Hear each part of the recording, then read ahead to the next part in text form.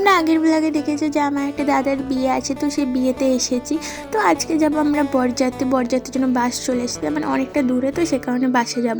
তো একদম morning ready হয়েছি, 6টাতে মেকআপটা মানে সেভাবে করিনি, হালকার উপর করেছিলাম। তো বাস ছাড়তে 9:30 হয়েছিল, দিয়ে একদম অবস্থা খারাপ হয়ে গেছে। দিয়ে আবার অর্ধেক রাস্তা গিয়ে মানে কৃষ্ণনগরে গিয়ে বাসটা দাঁড়ালো, ওখান থেকে কিছু কোল্ড ড্রিঙ্ক, তারপরে চকলেট ফকলেট, তারপরে ঝুড়ি মটর হ্যান ত্যান নিয়ে নিলাম। দিয়ে বাসে খেতে খেতে যাবো, কারণ যেতে যেতে মোটামুটি 5 ঘন্টা লেগে যাবে। এদিকে মা আন্টির সাথে গল্প করতে করতে যাচ্ছে, কিন্তু আমি তো একদম বোরিং হয়ে গেছি একা।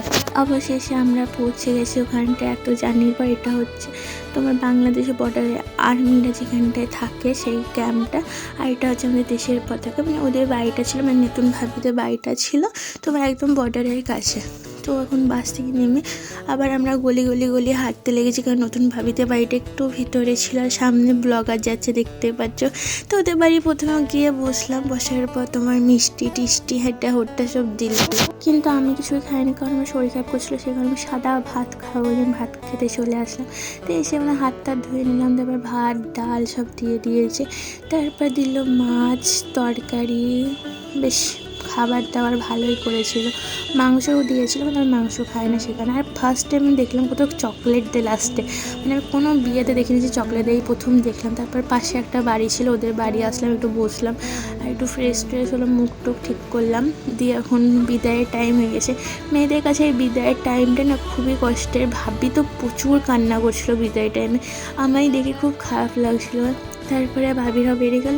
এবার আমরা আবার হাঁটতে হাঁটতে বাসে যাচ্ছি। তো বাসে উঠে পড়েছি, আবার ভেবে মানে অবস্থা খারাপ, আবার অতটা যেতে হবে আল্লাহ। তো যাই হোক, বনগাঁকে টাটা করে আবার নিজের গ্রামের দিকে রওনা দিলাম। আর কি সুন্দর করে সাজিয়েছে দেখো, কারণ আগের দিন তোমার কী বলে মেরি ক্রিসমাস ছিল, তো সেই কারণে। আর এদিকে মা তো পড়ে পড়ে ঘুমাচ্ছে, আর আমি মায়ের ভিডিও করছি।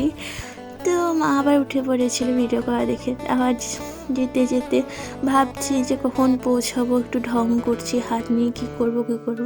তারপর আবার এক জায়গায় দাঁড়ালো, দেড়ে ওখানে কিছু চা মা খেলাম, খেয়ে দিয়ে আবার বাসে উঠে পড়লাম। উঠে আবার চলতে লাগলাম সেই নিজের দেশে। আর রাস্তা শেষ হতে পারে, কিন্তু আমার ঢং কোনো দিন শেষ হবে না, সেই ঢং আমি আবার করতে শুরু করেছি।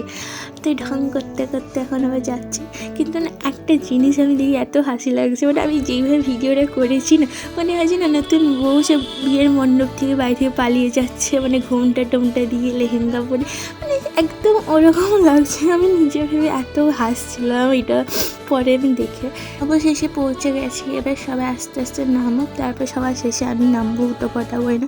তো নেমে পড়েছি, এখন বাসকেও টাটা করে এখন বাড়ি যাওয়া যাক। তো বাড়ি পৌঁছে গেছি, বাড়ি আস্তে আস্তে 11টা হয়ে গেছে। এবার আমি ফ্রেশ হইনি। তো তোমাদের সাথে আবার দেখা হচ্ছে নেক্সট ব্লগে, টাটা। আর আমার আরও ব্লগ পেতে চাইলে লাইক কমেন্ট সাবস্ক্রাইব।